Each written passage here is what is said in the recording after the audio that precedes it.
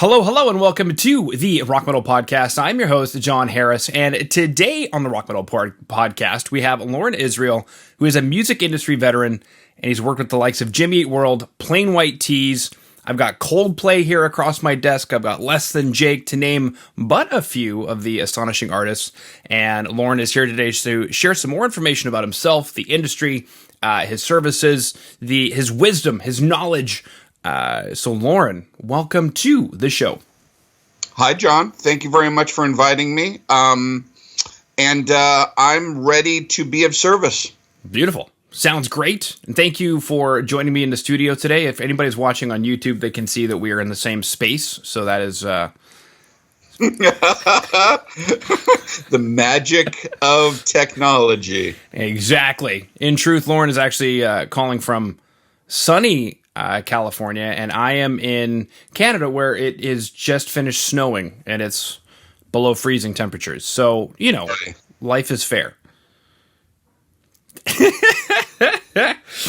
Beautiful. Now, actually, one of my opening questions was going to be, because I don't get requests for people like yourself to do interviews very often. So actually, one of my opening questions was going to be, why interviews? I'm an evangelist for my ideas of how to be successful in the music business. All I do every day is try to make the business of music less a mystery and more reality. And I don't think of myself as a producer as much as I am an evangelist. I believe that there are so many talented and wonderful emerging artists out there who will spend 10 years not knowing why they are not successful. And I wish they would call me.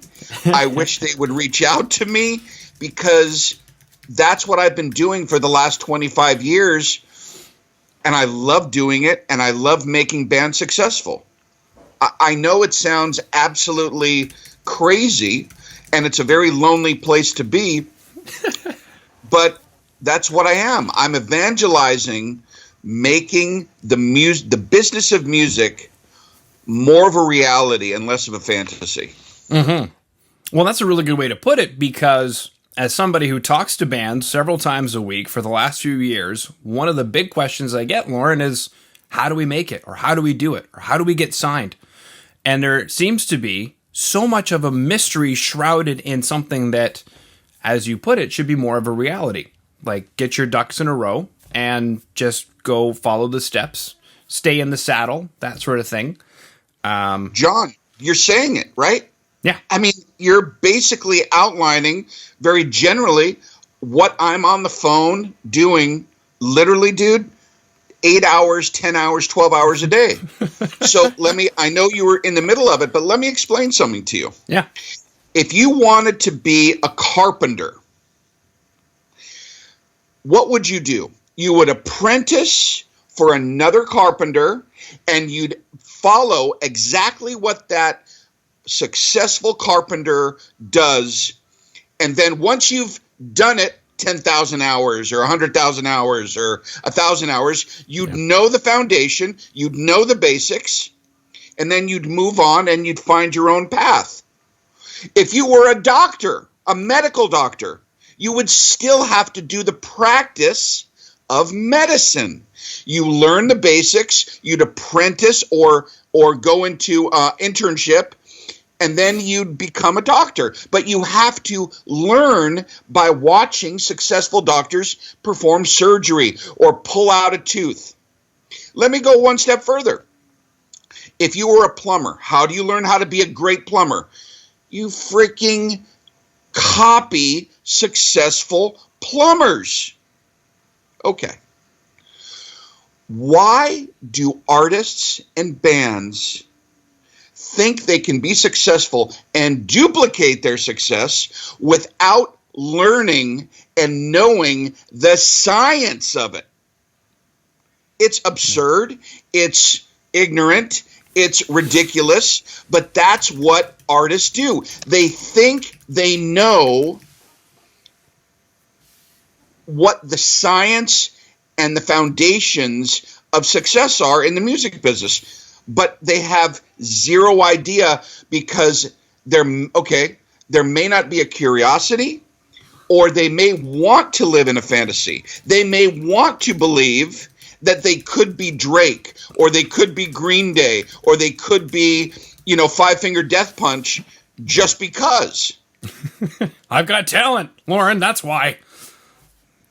You laugh.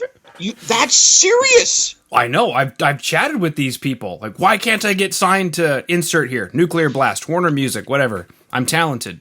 Okay, well, it takes more than talent to just get signed to a major label when you haven't put in the work.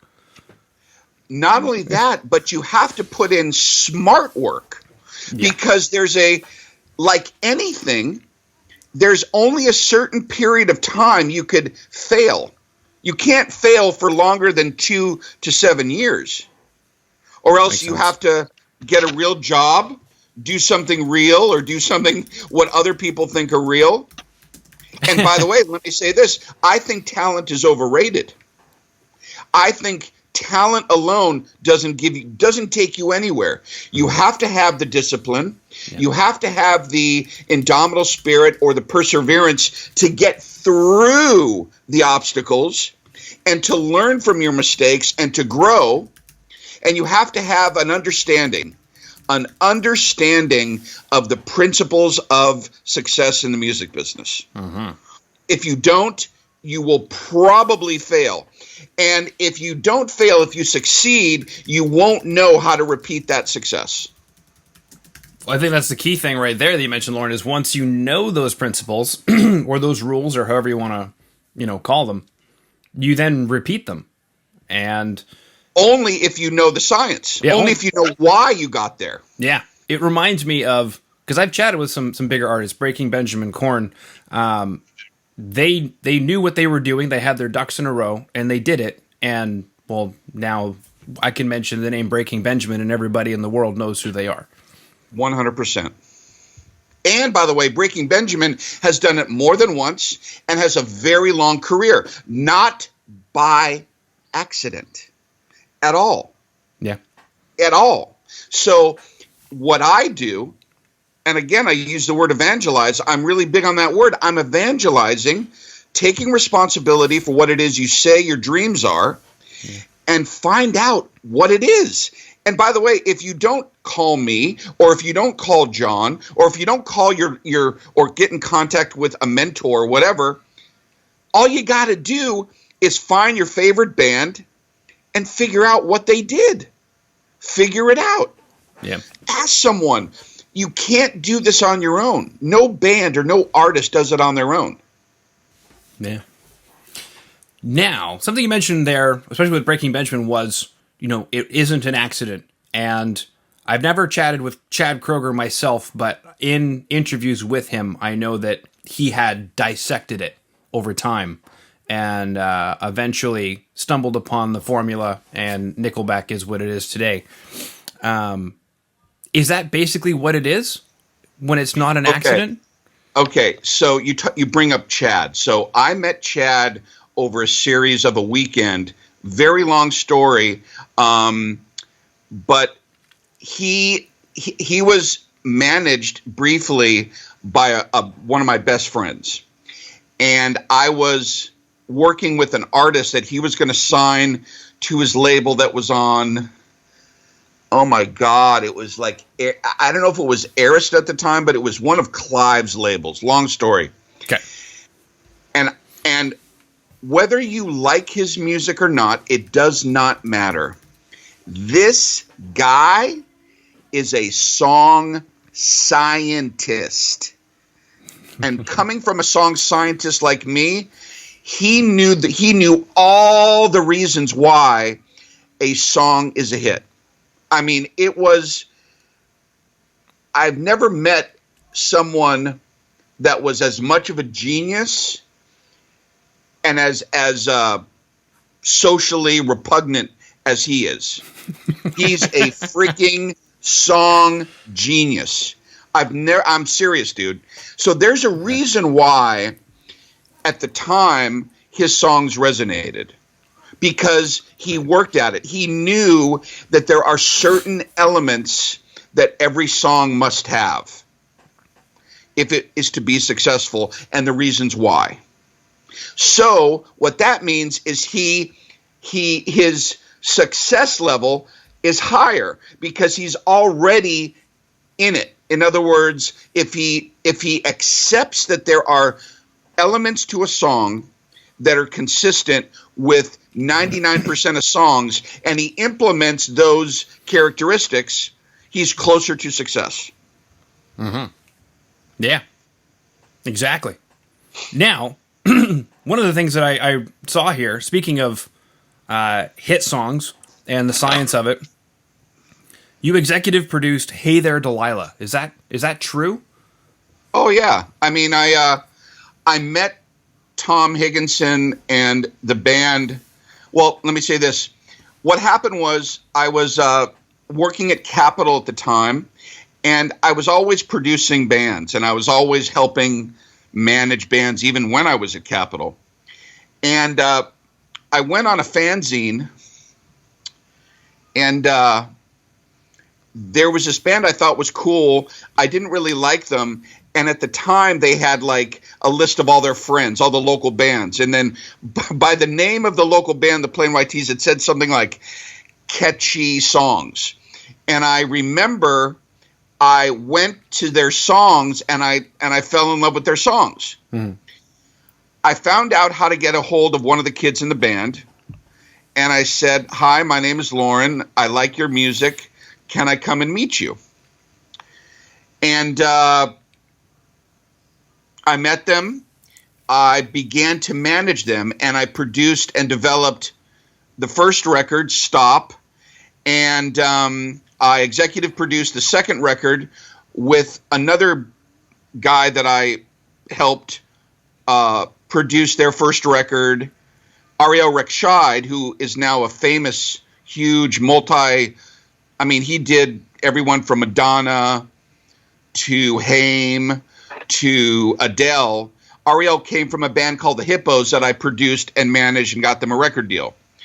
And so I worked on, I think, 3 of the Plain White T's biggest records. Wow. Yeah.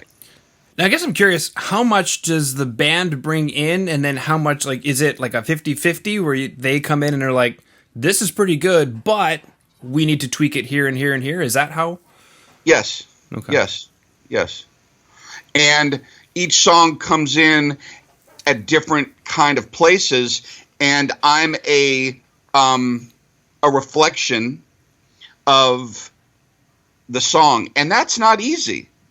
It's not easy for me to be that constant confrontational force, and certainly it's not easy for a band to get, confronted.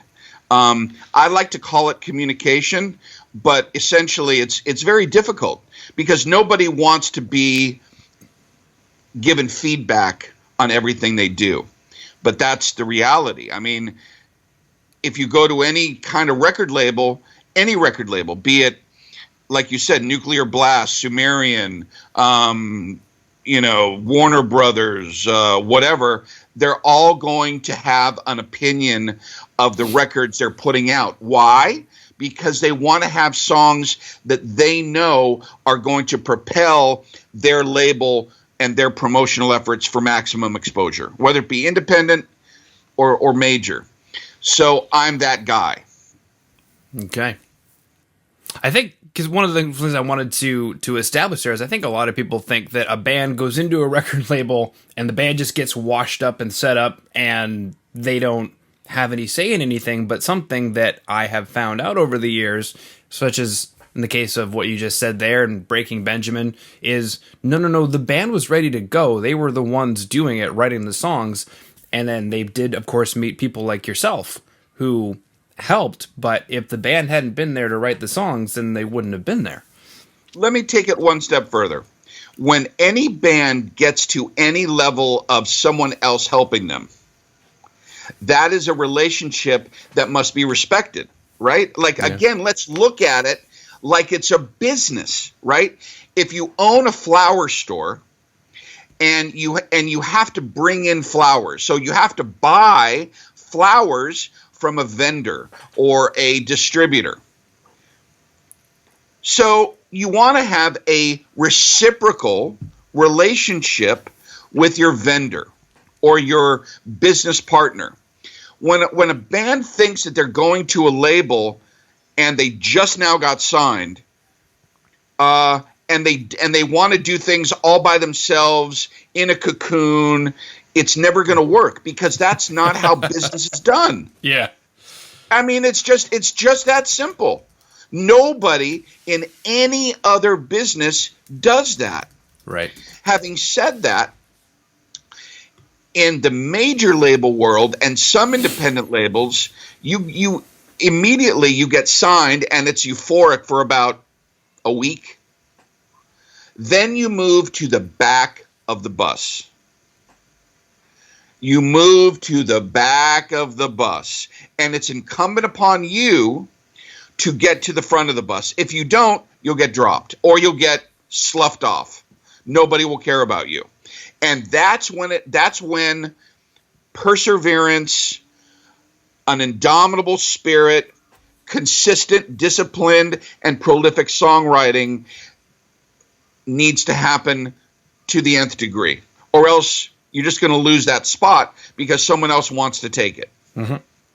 Yeah.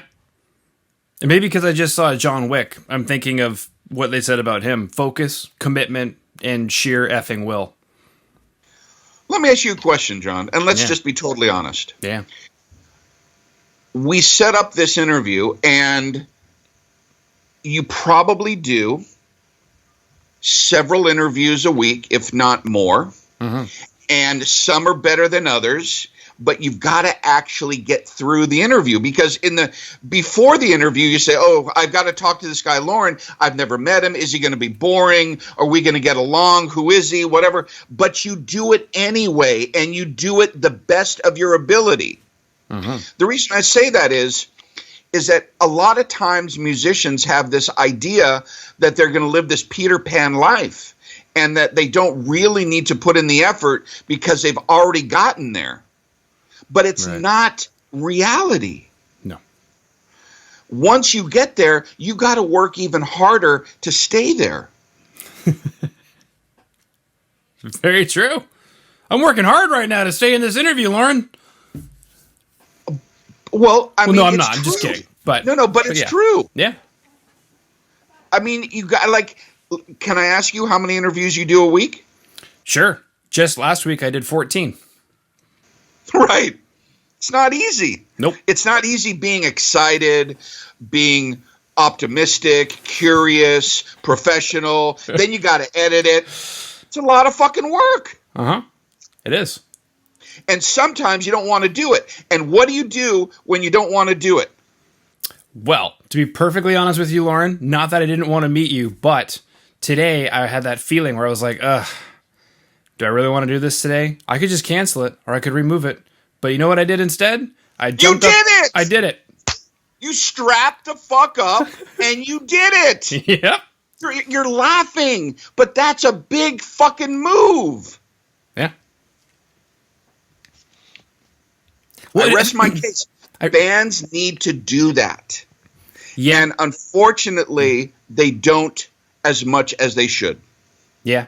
And I think for a lot of people, they think creativity comes and goes rather than sitting in the chair at whatever time you choose, let's say 8 a.m., and you're going to work on music, whether you get anything done or not, until lunchtime. Take lunch, come back, and get back to work on it. And if you have a song by the end of the day, then great. If you don't, you don't, there's always tomorrow. Yeah. Mr. Harris, bingo.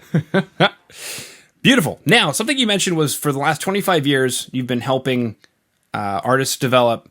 And I have that here, that you started your own company in 2001. And something else I have is there's a 6-month songwriting course. So take us through this stuff.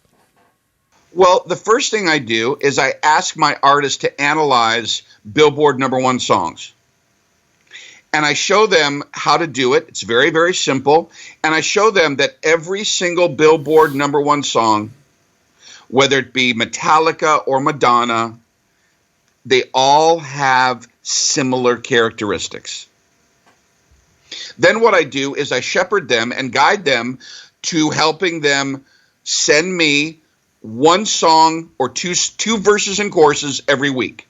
They write a song. I give them what I call the Loren Israel Manifesto. I give them a certain tempo, a certain chord progression, a certain idea on how it sounds, the reasons why. And then we find in that 6 months the nucleus of a hit song, like something that really is better than anything they've ever done. And hopefully by the end of that 6 months, they have that nucleus or that song, and then they can go and record it. And a lot of times, all the bands like Neon Trees came from that program. This band that I just produced called The Unlikely Candidates had a #1 song called Novocaine in the country here. Mm-hmm. They came from that program. So that's what I do. Mm-hmm. So when you say it's not an accident, you're truly saying it's not an accident. What I'm saying is not only is it not an accident, but all the bands that I've spoken about, Plain White T's, Jimmy Eat World, the Neon Trees, the Unlikely Candidates, have done it more than once. And that is the big reveal, is that if you can do it more than once, now you're talking. Now you've got something to bank on. Now you've got a career. Mm-hmm. Mm-hmm. Now, speaking of which, something, Plain White Tees, that was, I don't even want to know how old I am right now, but that was a while ago. Mm-hmm. The music industry is different now. How does the music industry today build a career for somebody like, say, the Unlikely Candidates versus the Plain White Tees? I think they both have to do the same thing. They both have to put out music, put out a lot of music, put out music that fits their sincerity or that they can look back on in 10 years and be proud of, mm-hmm. and put out music that is widely accepted. They've got to find what format they want to be big on, and they've got to analyze that format and see, do I fit this format? Yeah. That's how they all do it. That's how every artist does it. You got to do it a lot, and you got to do it consistently. Hey, sweetie, want to come in? Want to join for a second? This is my son, Gabriel. Where are you? Hey, son? Hi, Gabriel. How are you? I am great. How are you? Let me guess how old you are. 10 years old? No, I am 10, right? No. Oh, come on. You look like you're 10 years old. How old are you? I'm 6. Wow, you look so big. My son is in the other room. He's 5. Oh, wow. You guys would be friends. Mm-hmm. Best buds, couple of guys. Yeah, we're in the studio together now. Yeah. Beautiful. Are you on lunch, kiddo? I am. Okay, sweet. Do you have any questions for Loren? He is a very important guy. Not really. Okay. All right. He was an A&R executive at Capitol Records. You could ask him, what does that mean? What does that do? He opened up for Soul Asylum and Bad Religion. You could ask him about that. He worked on Jimmy Eat World, Bleed American, which is my high school years right there. Really? Yeah. Wow. And oddly enough, even though I'm in Canada now, I was in Arizona at the time. So Jimmy Eat World, that's kind of like local band gone big. Wow. Were you living in Phoenix or in Phoenix? Tempe? Phoenix. Yeah, Chandler specifically. Wow. Yeah, and I believe... I love Phoenix. You do? Cool. I love it, yeah. Sweet. All right. What else did you say? Tempo, chord progression. I'm sure there's people out there right now listening in who are like, what is the magic tempo? What is the magic chord? Well, the magic tempo is about 130 BPMs. That's the magic tempo. The chord progression, I'll tell you the manifesto, the Loren Israel manifesto chord progression. The 1, the 6, the 5, and the 4 of any key. Yeah. And I say this because I've done the research. And the majority of the hit songs you hear, despite anything, despite, your taste in music, obviously we all like different kinds of music, all have those chords. Mm-hmm. The axis of evil, as some people call it. Some people, it's blasphemy to think, some people call it corny or whatever, but it's the truth. Mm-hmm. It's the 1, the 6, the 5, and the 4. Yeah. Yeah. Yeah.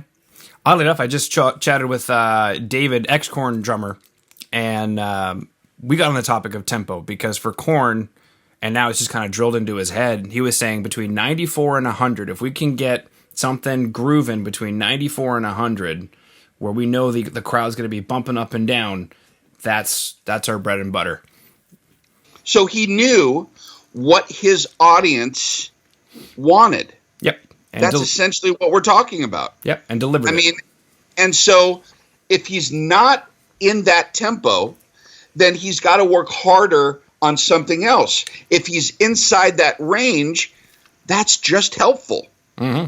So why, as artists, do we not acknowledge these things and not even incorporate them? Yeah. I think it's rather stupid. Exactly. Sweet. Okay, so Loren, today we chatted about the science of the music business. We chatted about why talent is overrated. We chatted about the genius of Chad Kroger. We chatted about plain white tees. We chatted about neon trees. We chatted about unlikely candidates. We chatted about the weather in L.A. We chatted about your beautiful son. We chatted about your beautiful face. What else did we chat about? And Gabe. Yep. We chatted with Gabe. Yeah, we chatted with Gabesy. We've chatted about the studio. Yeah, we chatted about the studio. Chatted there about you go. The magic tempo, the magic chord progression. I believe, is there anything that we missed, Loren, that you wanted to? Yes. Okay. I'm going to leave this with you. Bands and emerging talent and your friends in Korn, you should call them up and say, guys, put your shit into NFTs. Do you know what an NFT is? No.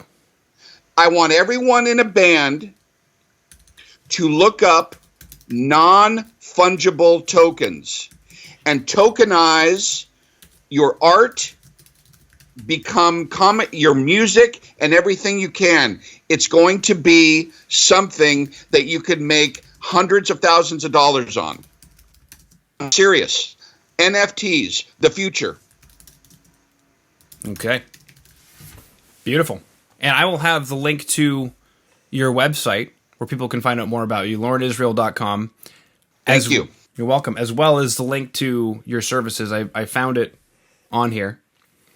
As well as, I believe, a money-back guarantee. If I'm not happy within a fortnight, within 2 weeks, then... Yeah. I give you your money back and a smile. God bless you. Well, thanks for my money back. Yeah, don't forget. Beautiful. Okay. Here's your chicken back, sir. Here's your chicken back, sir. Okay, so we were having fried chicken the other day, and there was a chicken back attached to one of the pieces. And so I said, hey, Gabriel, here's your chicken back. And he was like, oh, like giving me my chicken back, but it's a chicken back? Inside joke. It's a pun. I get it, guys. Seriously, I went to college. Hello. Exactly. Beautiful. All right. Well, Loren, thank you so much for coming on to the Rock Metal Podcast today. Thank you, John. Talk to you soon. Hello, or should I say goodbye? Thank you so much for listening to the Rock Metal Podcast. I've been your host, John Harris. Please head over to our website at www.therockmetalpodcast.ca. There you can sign up for our newsletter and find out more information about today's show.